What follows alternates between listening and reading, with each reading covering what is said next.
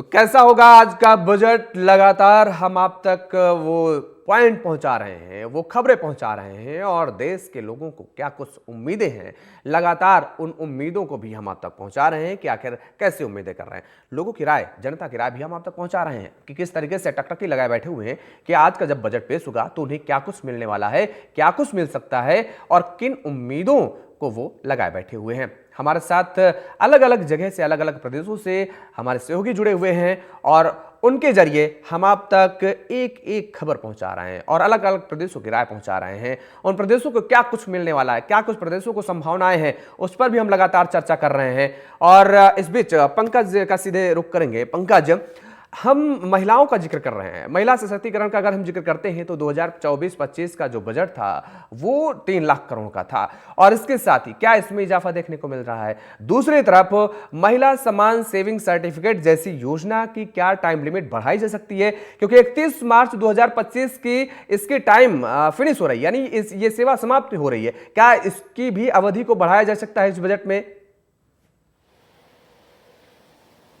बिल्कुल बेशक। देखिए, तमाम वर्गों को लेकर खास तौर पर जितने भी वर्ग हैं, तमाम वर्गों को लेकर सरकार लगातार प्रयास कर रही है और कोशिश ये है कि तमाम लोगों को इससे कहीं ना कहीं राहत और बेहतर चीज़ें मिलती नजर आए। और ख़ास तौर पे बात करूं तो महिलाओं को लेकर भी सबसे महत्वपूर्ण ये है कि जो लखपति दीदी जैसी योजनाएं हैं उसको लेकर बढ़ाने का प्रयास सरकार करेगी, क्योंकि इसके पहले लगातार कोशिश था कि करीबन करोड़ों जो महिलाएं हैं वो लखपति दीदी जैसी योजनाएं से जुड़े और उसके बाद अब ये प्रयास किया जा रहा है कि अब उसको जो आंकड़े हैं उसको और बढ़ाया जाए और लोगों तक पहुंचाया जाए।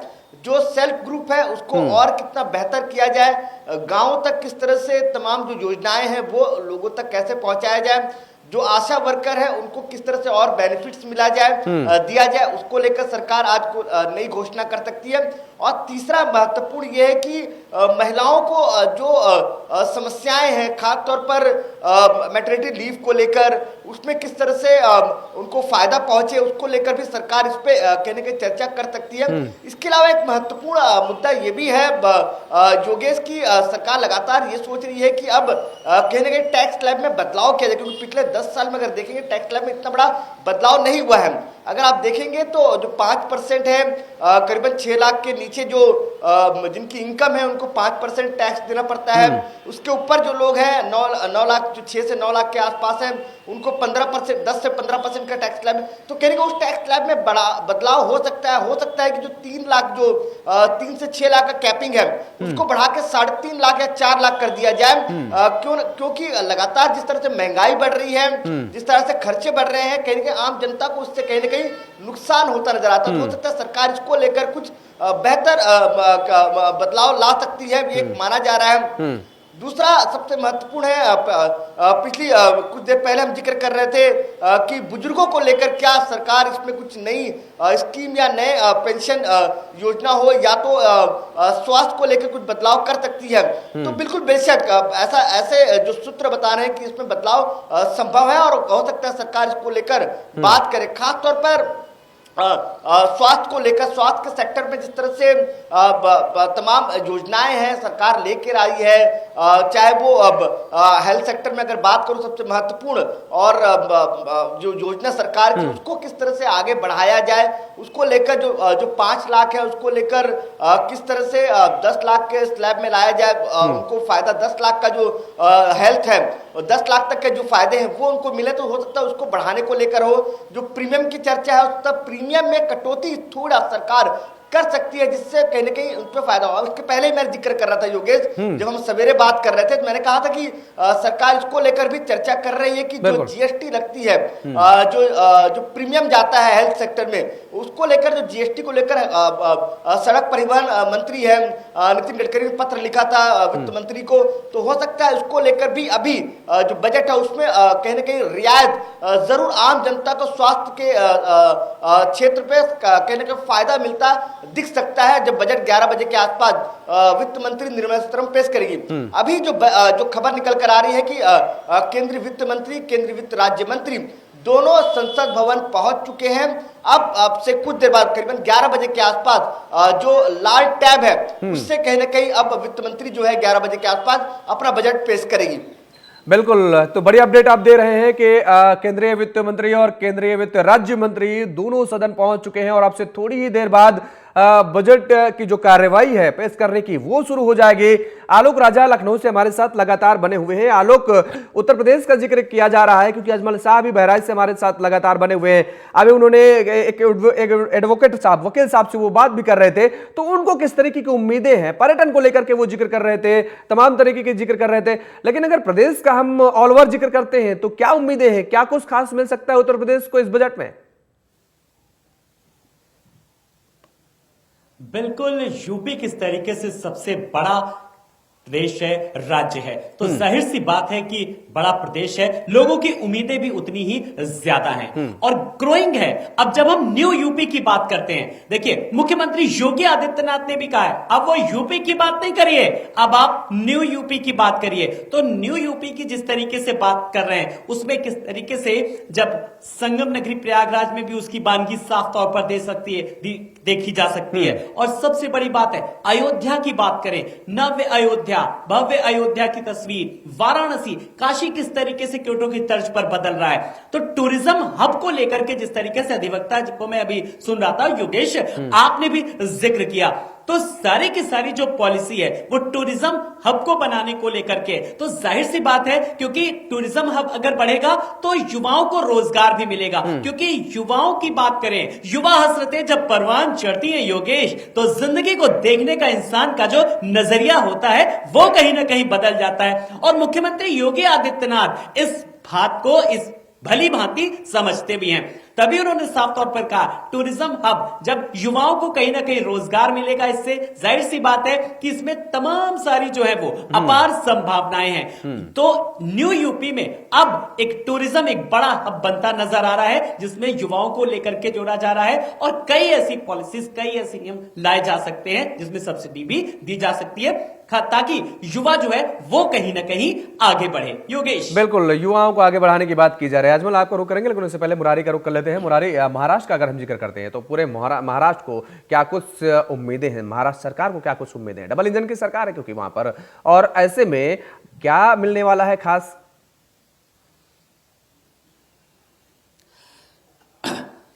तो किसानों की निगाह टिकी हुई है, गन्ना किसान हो या कपास के किसान हो, उनकी निगाह टिकी हुई है कि टैक्स से लेकर के सेलिंग पर जो है इस बजट में कुछ आ सकता है। वहीं बृहद मुंबई महानगर पालिका, अगर मुंबई सिटी की बात करें तो यहाँ पर टैक्स को लेकर के बैंकों द्वारा जो लोन मिलते हैं उसमें कोई रियायत मिल जाए। साथ ही साथ जो महिलाएं हैं उन्हें ऐसा लगता है कि उन्हें इस योजना के तहत इस बजट में सरकार से काफी उम्मीद लगाए हैं। पहले से महाराष्ट्र में लाडली बहन योजना एक बड़ा कारगर साबित हुआ था। अब महिलाएं ये चाहती हैं कि अगर वो घर खरीदती हैं तो उनके घर की खरीदी पर उन्हें उतनी छूट दी जाए। साथ ही साथ जो टैक्स लगाए जाते हैं उस पर जो है कि वो टैक्स कम किया जाए। तो उम्मीद बहुत सारी है, देखना होगा कि जब बजट पेश होता है तो महाराष्ट्र के हक में क्या कुछ आता है। साथ ही साथ अगर डेवलपमेंट की बात करें तो बिल्डर लॉबी के भी लोग चाहते हैं कि जो रेरा है या अलग टैक्स जो लगे हुए हैं उन पर अगर थोड़ी रियायत मिलती है तो एक राहत मिल सकती है। तो जिस तरीके से बजट आ रहा है, इस बजट को लेकर के वो आम जनमानस हो, उद्योगपति हो, बिजनेसमैन हो, बिल्डर लॉबी हो, हर किसी की निगाह टिकी हुई है कि क्या इस बजट में उन्हें राहत मिलती है। लेकिन जिस तरीके से कल रविंद्र दरेकर विधायक दल के नेता हैं, उन्होंने साफ तौर पर कहा कि ये बजट महाराष्ट्र नहीं पूरे देश के लिए ऐतिहासिक होगा, क्योंकि प्रधानमंत्री के नेतृत्व में जिस तरीके से वित्त मंत्री निर्मला सीतारमण बजट पेश करते आ रही हैं और ऐसे में जो ये बजट बनाया गया है ये पूरे देश के लिए काफी ऐतिहासिक बजट है। तो इंतजार करना होगा योगेश, 11 बजे के बाद जो है जब निर्मला सीतारमण बजट पेश करती हैं तो किसे क्या मिलता है यह देखना होगा। बिल्कुल, बहुत कम समय बचा हुआ है और आपसे थोड़ी ही देर बाद जब वो अपना बजट पेश करेंगे तो ये देखने वाली बात होगी कि किसको क्या मिलता है। आप सभी हमारे साथ बने रहिए, से होगी और लौटेंगे जल्द। फिलहाल वक्त चला छोटे ब्रेक का। तो ब्रेक के बाद एक बार फिर आप सभी का स्वागत है और आज देश का आम बजट पेश होने जा रहा है। वित्त मंत्री निर्मला सीतारमण अपना 8वां बजट पेश करेंगी। आज हमारे साथ अलग अलग जगह से हमारे सहयोगी लगातार बने हुए हैं सुबह से और पल पल की अपडेट दे रहे हैं, लेकिन इस बीच हम सीधे पंकज का रुख करेंगे। पंकज, फिलहाल अपडेट क्या है? वित्त मंत्री निर्मला सीतारमण और वित्त राज्य मंत्री पंकज चौधरी संसद पहुंच गए हैं और उसके आगे की अपडेट।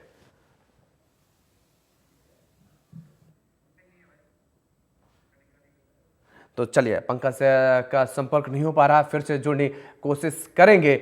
और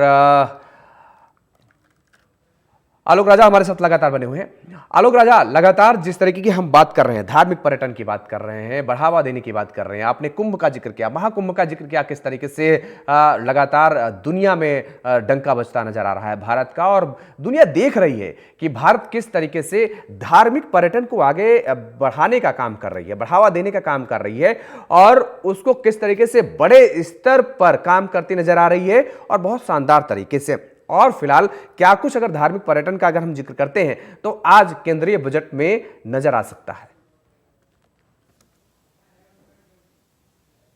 बिल्कुल, खास करके अगर हम यूपी के ही परिप्रेक्ष्य में जिस तरीके से एक बार मैं फिर बात करूं, जिस तरीके से अयोध्या में लगातार किस तरीके से विकास हो रहा है या विकास की कहे कि नई गाथा किस तरीके से लिखी जा रही है। हालांकि अगर बात करें थोड़ा सा राजनीतिक पुट की भी अगर हम बात करें इस बीच, तो मिल्कीपुर चुनाव को लेकर के थोड़ा सा सरकार कहीं ना कहीं बैकफुट पर नजर आई, लेकिन कहीं ना कहीं उसके बाद योगी कैबिनेट की कई ऐसी अहम बैठक हुई जिसमें अयोध्या के लिए, अयोध्या वासियों के लिए, मिल्कीपुर वासियों के लिए तमाम सारी योजनाओं का दिल खोल करके किस तरीके से उनका विस्तार किया गया और उसकी वानगी भी इस बजट में दिख सकती है यूपी के विकास को लेकर के। और सबसे बड़ी बात, जब हम अब कोई बहुत ज्यादा वक्त नहीं रह गया, आप देखिए 11 बजने में काउंटडाउन एक तरीके से कहा जाए कि शुरू हो चुका है। बस अभी हम लोग आम बजट, आम उम्मीदों पर चर्चा कर रहे हैं, फिर हम थोड़ी देर बाद जब हमारे यही सिनेरियो कहीं ना कहीं योगेश बदलता नजर आएगा, फिर हम बजट पर चर्चा करेंगे। जो योजनाएं आई हैं, किस खास वर्ग के लिए क्या कुछ खास आया, उस पर चर्चा करेंगे।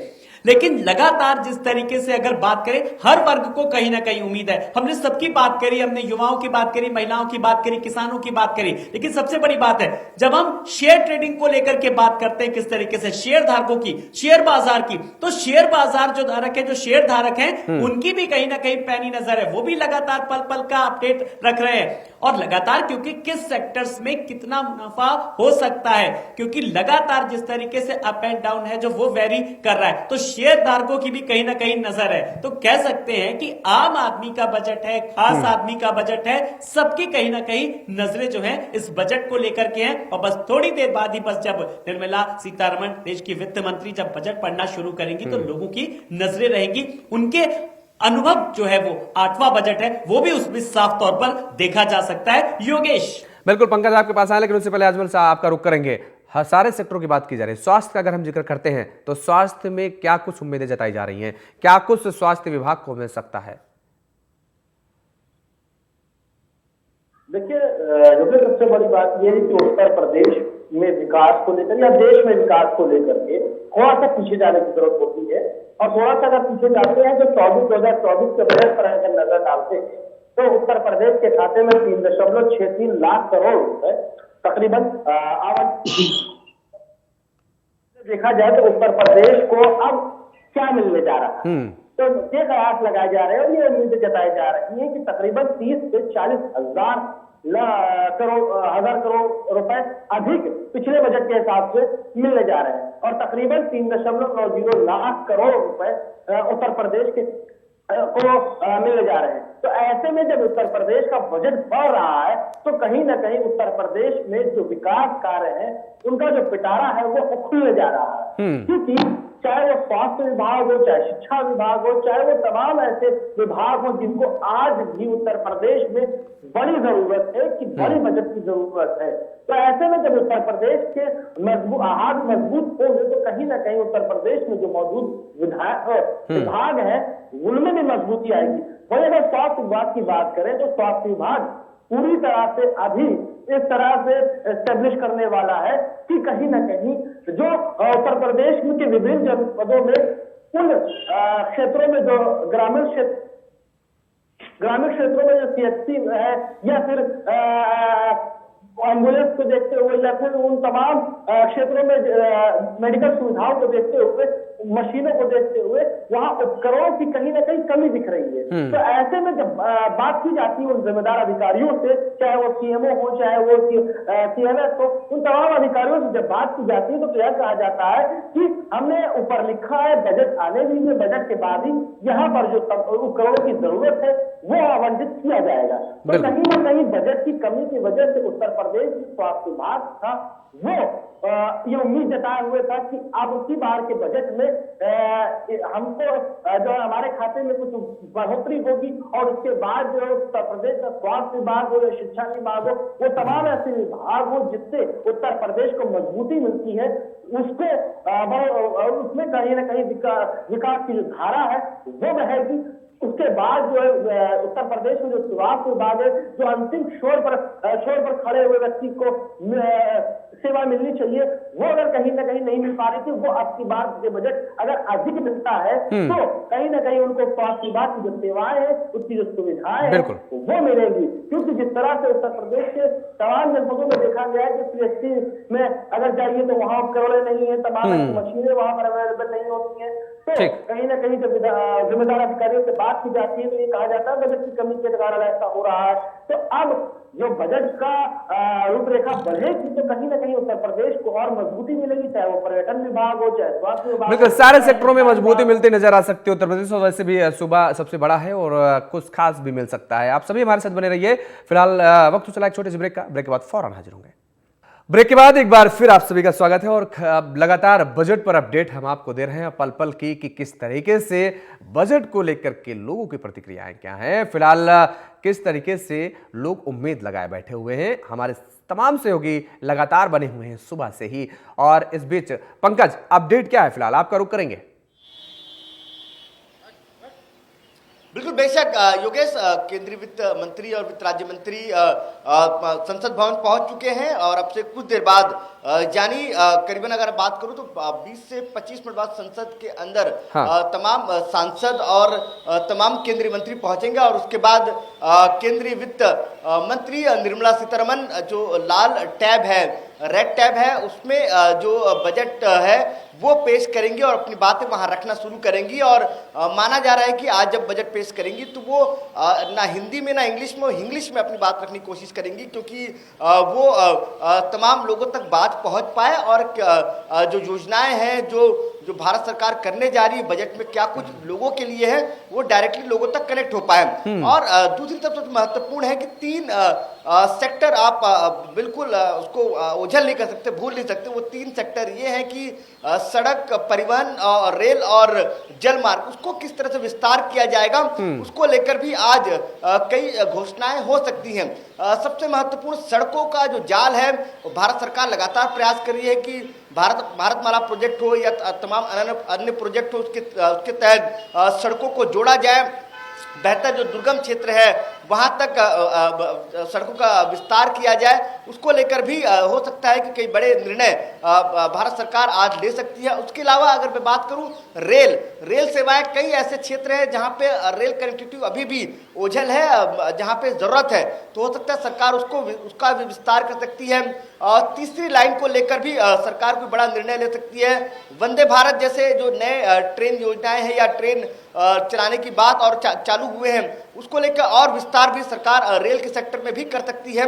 उसके अलावा तीसरी लाइन जो अनुमान कई जगह में ट्रैफिक का इश्यू होता है, क्योंकि जो मालवाहक जो रेल सेवाएं होती हैं, मालगाड़ियां होती हैं, उनको आवक जावक में समस्याएं होती हैं, जिसकी वजह से सवारी गाड़ियां जो होती हैं रेलवे हैं वो ट्रेन लेट हो जाती है। तो ऐसे में तीसरी लाइन का जो विस्तार उसको लेकर भी आज इस बजट में कुछ नया हो सकता है।